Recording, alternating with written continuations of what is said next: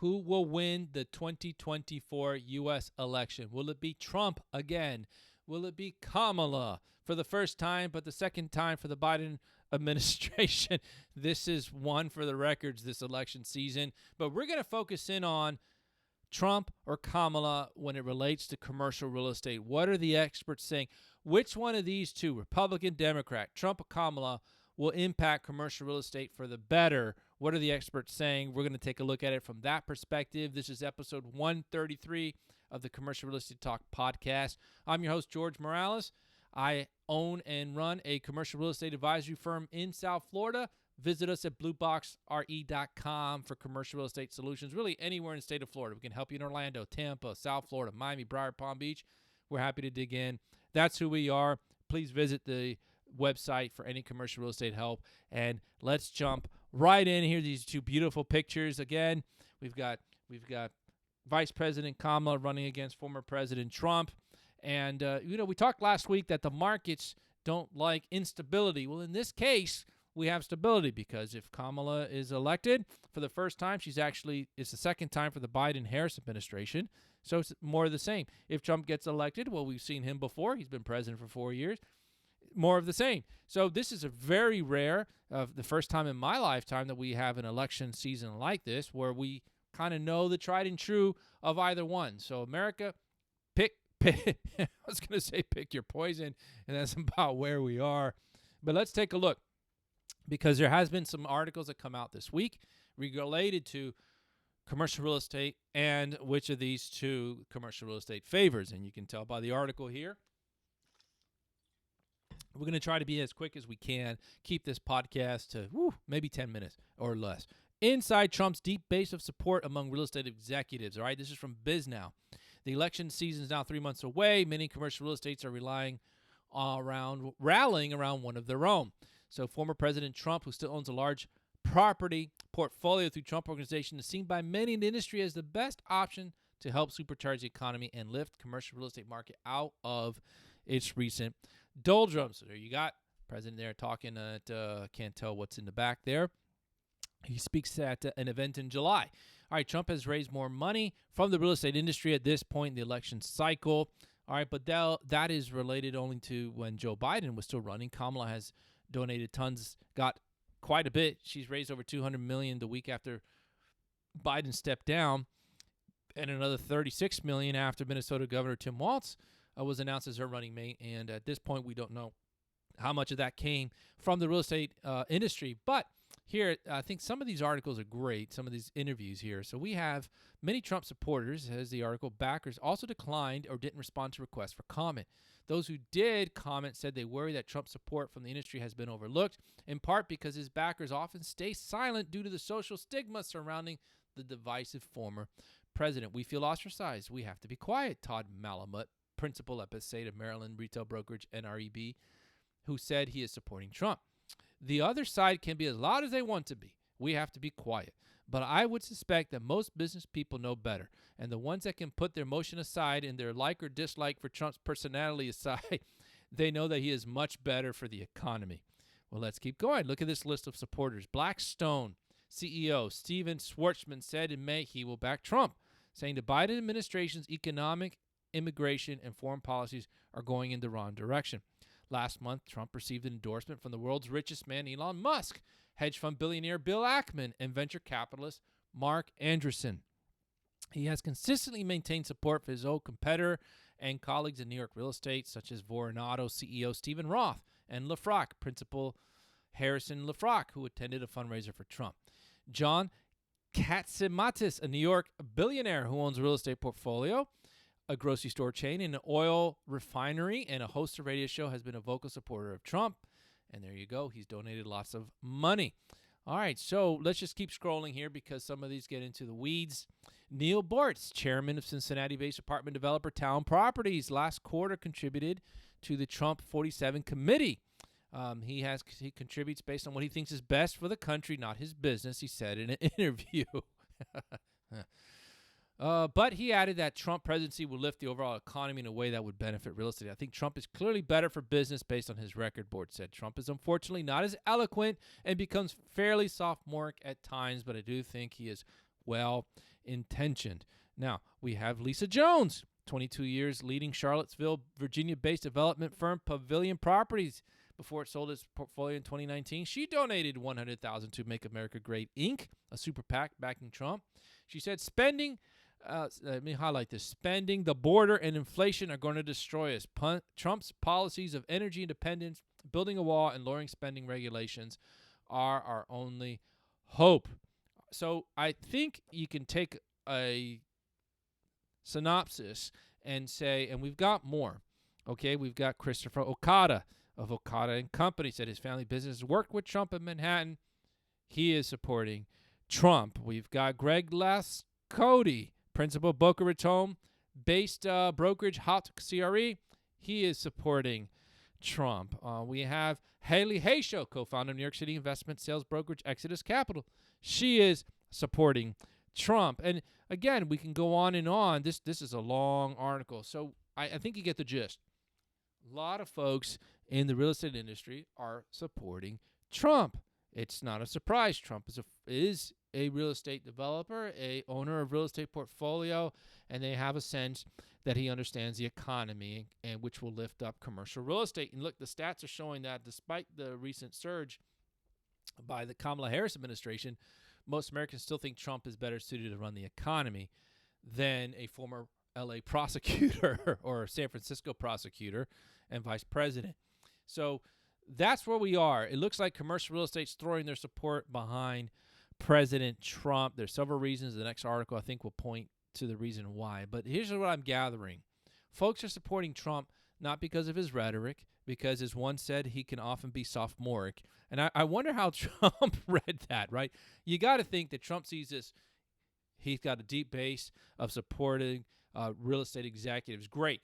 Let me read this. This is wonderful. This is great. This is the greatest news of all time. And then he gets to a quote that says that he can often be, here it is, Trump is unfortunately not as eloquent and can be fairly sophomoric at times. I wonder if Trump, that's probably all that he focused on, right? Former President Trump. But it's true. And I think what these real estate executives are saying, listen, if you get past the emotions and the sophomoric talk and the name calling, the crazy this, the stupid that, the crooked this, the crooked that, and if the Trump administration can just stick to policies, inflation, the economy, the border, and so forth, he's going to get a lot more support. There are a lot of people who look like in commercial real estate are undergirding support for him but are afraid to come out because of all this sophomoric talk from the former president. And so time and time again, the article points this out, that people are putting the support because they believe his policies are better, but he would probably have more public support, if not more support, if he wasn't so sophomoric and just turns everything into a food fight between second graders as he did, as he continues to do. All right, so this is probably one reason why commercial real estate, and let me first say, I did my best to try to find what is Kamala Harris's position on the government, on the economy, what are her policies. What I saw was she's planning to do an announcement. You realize she's been almost for a month the presumptive Democratic nominee, and we still don't know a lot about her policies. And so this one she has spoken about in a campaign rally, so we can highlight, and this is probably one reason, folks, understand we're only focusing on commercial real estate support for either of these two parties. That, like stocks, I'm not telling you, this is not financial advice, this is not voting advice. We're just looking at these articles that came out. I didn't write the biz now. That came out and gave me the idea for this podcast. This is from Microsoft, and this is from a group called Benzinga Markets Today. Okay, Kamala Harris's promise to take on corporate landlords and cap unfair rent increases is a hit with voters, but a miss with economy. There's Miss Kamala. Her first big rally, the Democratic frontrunner Vice President Kamala Harris threw down the gauntlet. She vowed to take on corporate landlords and cap unfair rent increases in front of 10,000 supporters in Atlanta. She published a bold idea. A bold idea that the President Biden just did 2 weeks ago because I covered it. But anyway, it's a bold new idea. Limit rent hikes to 5% for 2 years for landlords of over 50 units. Now, is it a bold idea? Has it been tried before? I encourage you to listen to my podcast from 2 weeks ago that rent caps just don't work. And the article is going to go into that, and it's not favored, and it's something that we can look not just to New York City, not just to Minnesota, because Governor Walz loved rent caps, not just to other major cities in the U.S. where it's failed to stymie not only the cost of living, but also has stymied new development, and the maintenance of these apartments with rent caps aren't so good, let me tell you. So, but we can also look at Venezuela and Cuba and other communist countries who decide to limit capitalism in the free markets by putting in rent caps. We can look at case studies all over the world. It just doesn't work. But it's an idea during an election cycle that is very popular. As the article points out, there are 22 million renters, and I guarantee you, out of the 22 million, probably almost all of them feel they're paying too much in rent. So you come out here and say federal government's going to lower your rent or give you rent caps, it can gain you votes. And remember, in a national election, it doesn't take a lot of votes to swing an election, especially if you're talking about a state or a city that can be flipped, thereby flipping all the electoral college votes of that state. So usually very popular to announce these during election cycles. This proposal is closely aligned with a plan recently put forth by the Biden administration. The plan aims to curb rising rents while more housing is under construction. The Biden plan, however, would exempt newly built units, and to avoid discouraging development, Harris did not address this nuance in her speech. So is Harris in agreement with Biden's plan to only limit this to 50 units of non-newly constructed? Or I think his plan also included those who were recently renovated. We don't know. We don't know because she just kind of threw this zinger out there and moved on. The proposal targets corporate landlords and is seen as a way to provide immediate relief to millions of renters, particularly in markets where housing affordability is increasingly dire. Her message is hitting home with voters squeezed by rising costs. Most economists say rent control, like Harris's plan, often does more harm than good. A review of over 200 studies on rent control, I mean, there's not just one or two, there's 200 studies on rent, revealed many negative consequences. Lower housing quality, less availability, and a slowdown in new construction. Rent caps can shrink the housing supply and make conditions worse in existing rentals. You can't cap income if you have no cap on expenses. Just think about it. Is it going to cost this much to develop, or this much, or this much, this much? I don't know. But if there's a cap and your ceiling is set but your floor isn't, you're not going to develop. You're just not. You can't run that risk. If they can both do this, then and you can keep your margins, you'll see development. If you can upgrade and maintain your apartments, then you'll see that. But if you're capped on your rent, don't complain if your pool is green instead of blue, or if your carpets in the hallways are worn, or if your air conditioning keeps getting repaired instead of replaced because of the rent caps. And that's exactly what this 200 studies have shown.